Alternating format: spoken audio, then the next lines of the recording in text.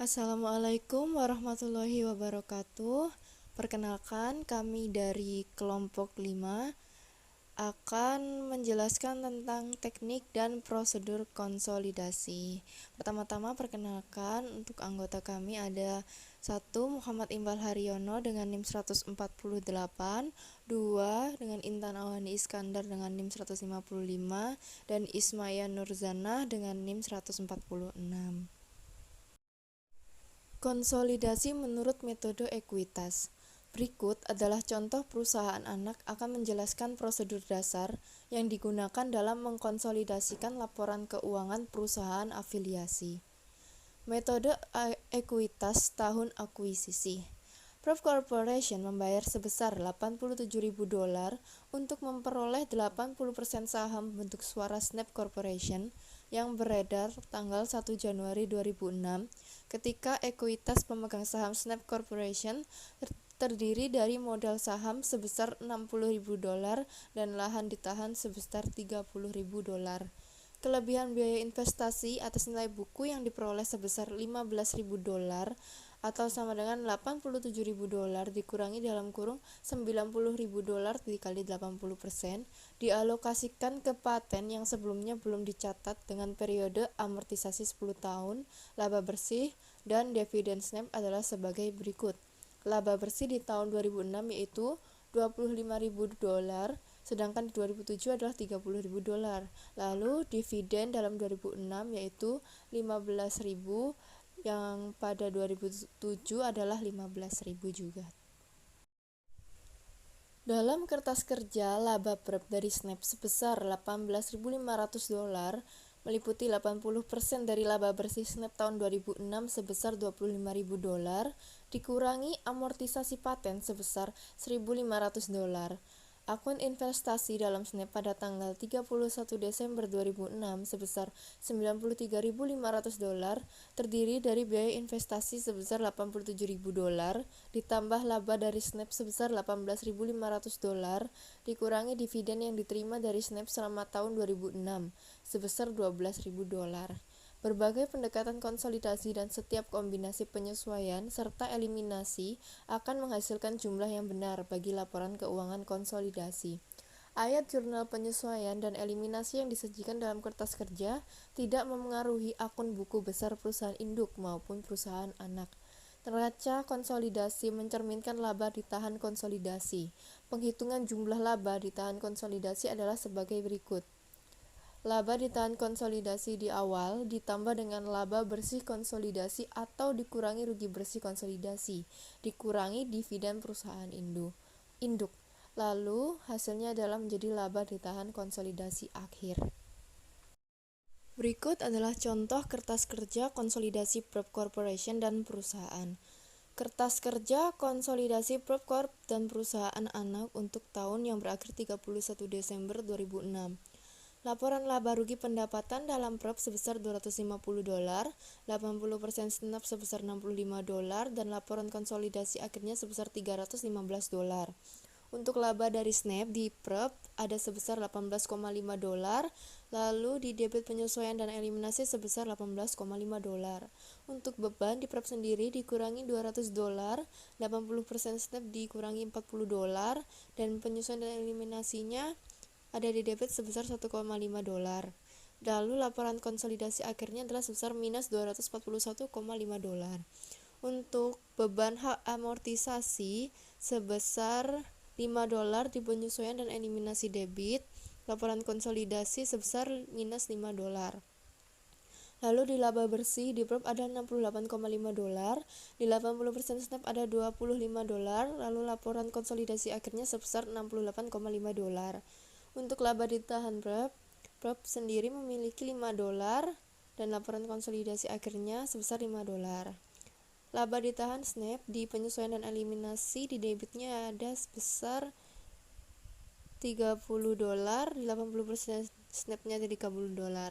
Lalu laba bersih di prep sebesar $68,5, 80% Snap sebesar $25, dan laporan konsolidasi akhirnya sebesar $68,5. Lalu di dividen di prop sebesar minus $30, di 80% snapnya minus $15, dan di kredit penyesuaian dan eliminasi sebesar $12. Lalu laba ditahan 31 Desember di prop sebesar $43,5, di 80% snap sebesar $40, dan laporan konsolidasi akhirnya sebesar $43,5. Di neraca kas prop sebesar $40, 80% snapnya $10, dan laporan konsolidasi akhirnya sebesar $50. Untuk aktiva lancar lainnya di prop sebesar $90, di 80% snap sebesar $50, dan laporan konsolidasi akhirnya sebesar $140. Di investasi dalam snap prop ada sebesar $93,5, dan di kredit penyesuaian dan eliminasi sebesar $6,5. Untuk pabrik dan peralatan di prop sebesar $300, di 80% snap sebesar $100, dan di laporan konsolidasi sebesar $400. Untuk akumulasi penyusutan di prop sebesar minus $50, di 80% snap minus $30, jadi totalnya di laporan konsolidasi adalah minus $80. Lalu di hak paten penyesuaian dan eliminasi di debit dan kredit besarnya sama, yaitu $1,5, jadi laporan konsolidasi akhirnya sebesar $13,5. Lalu kewajiban di prop sebesar $80, di 80% snap sebesar $30, jadi total di laporan konsolidasinya adalah $110. Lalu modal saham di prop sendiri $350, di 80% snap $60, di penyesuaian dan eliminasi di debitnya $60, jadi totalnya di laporan konsolidasi adalah sebesar $350. Lalu ada laba ditahan di prop sebesar $43,5, di 80% snap ada $40, lalu total akhirnya di laporan konsolidasi adalah $43,5. Lalu hak minoritas 1 Januari di penyesuaian dan eliminasi di dalam kredit ada $18, dan hak minoritas 31 Desember di kredit dalam penyesuaian dan eliminasi ada $2, lalu laporan konsolidasi akhirnya adalah sebesar $20. Keterangan perbedaan antara laba dari perusahaan anak yang diakui pada pembukaan perusahaan induk dan dividen yang diterima merupakan perubahan akun investasi selama periode tersebut. Bagian atas laba bersih perusahaan anak yang tidak diakrualkan ke perusahaan induk disebut sebagai beban hak minoritas atau non-controlling interest expense. Selain itu, prinsip-prinsip akuntansi yang diterima umum atau GAAP juga mengizinkan penggunaan istilah beban kepemilikan minoritas atau minority interest expense, laba kepemilikan minoritas atau minority interest income, atau laba hak minoritas atau laba hak tanpa pengendalian atau dalam kurung non-controlling interest income. Kepemilikan minoritas atau laba atau beban adalah istilah yang lebih tradisional atau umum dalam publikasi laporan keuangan. Selanjutnya, susunan ayat jurnal dalam kertas kerja. Berikut adalah susunan penyesuaian dan eliminasi dalam kertas kerja. Yang pertama, penyusunan terhadap kesalahan dan pengabaian dalam laporan perusahaan induk dan perusahaan anak yang terpisah. Yang kedua, penyesuaian untuk mengeliminasi laba dan rugi antar perusahaan.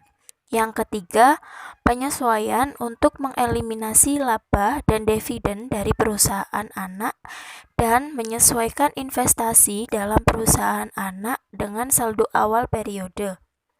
Yang keempat, penyesuaian untuk mencatat hak minoritas pada laba dan dividen perusahaan anak.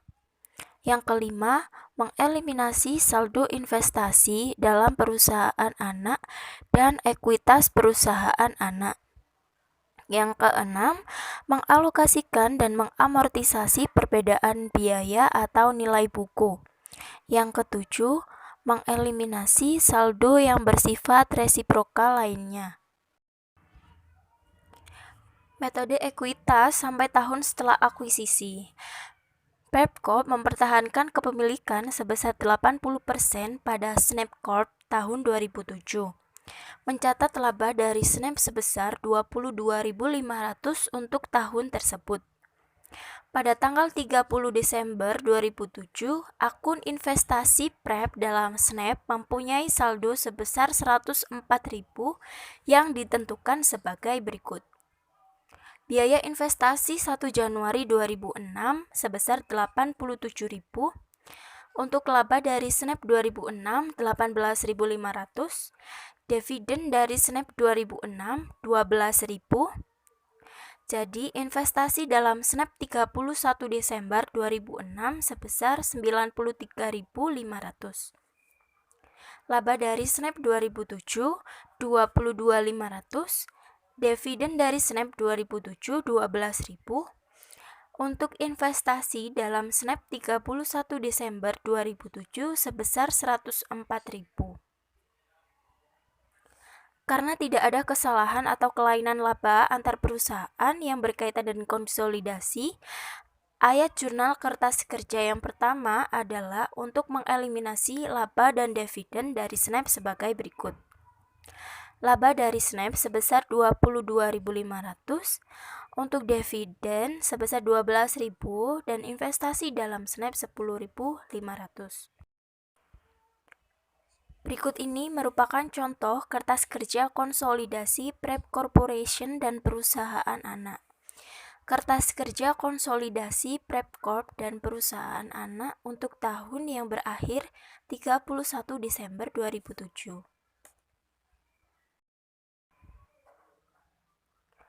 Karena pinjaman antar perusahaan adalah pinjaman tanpa bunga, wesel tagih dan wesel bayar hanya merupakan saldo resiprokal yang terjadi akibat transaksi antar perusahaan.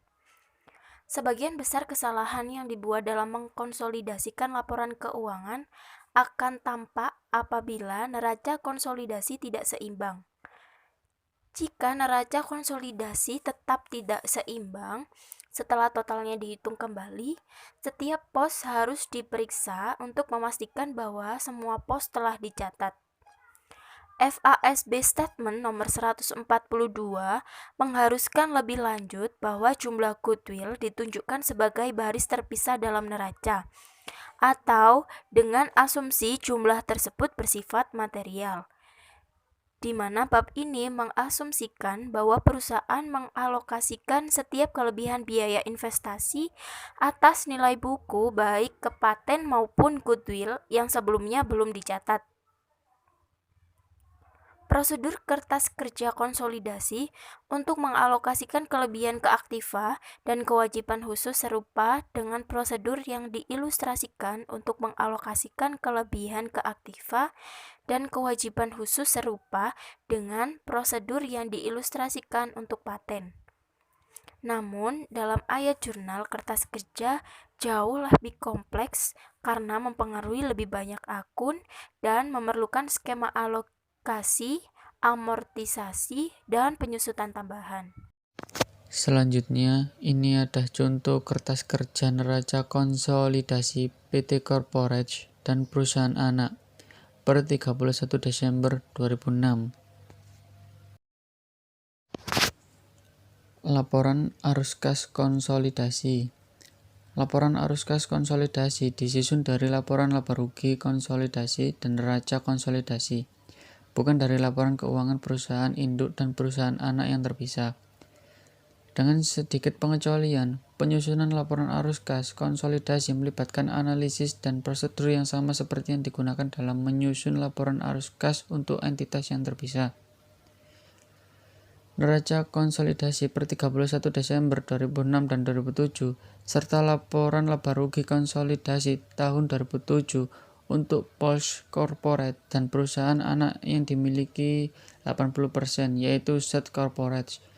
Neraca konsolidasi pada awal dan akhir tahun akan digunakan untuk menghitung perusahaan yang terjadi selama tahun tersebut, yang harus dijelaskan dalam laporan arus kas. Informasi lain yang berhubungan dengan penyusunan arus kas konsolidasi Polsk adalah sebagai berikut.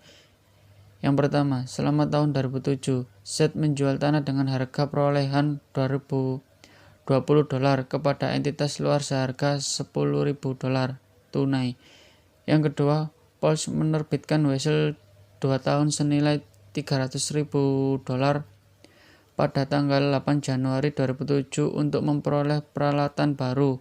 Yang ketiga, amortitas paten dari penggabungan usaha Polsk Z adalah $10.000 per tahun. Yang keempat, Pulse menerima dividen sebesar $10.000 dari investasinya dalam ekuitas Invest. Laba dan dividen dari Invest menurut metode tidak langsung dan langsung. Jika metode tidak langsung yang digunakan, laba dari ekuitas Invest adalah pos-pos yang membutuhkan perhatian khusus dalam laporan arus kas konsolidasi. Laba dari ekuitas Invest meningkatkan laba tetapi tidak meningkatkan kas, karena kenaikan tersebut refleksikan dalam akun investasi. Sebaliknya, dividen yang diterima dari ekuitas Invest meningkatkan kas tetapi tidak mempengaruhi laba karena akan investasi merefleksikan penurunan.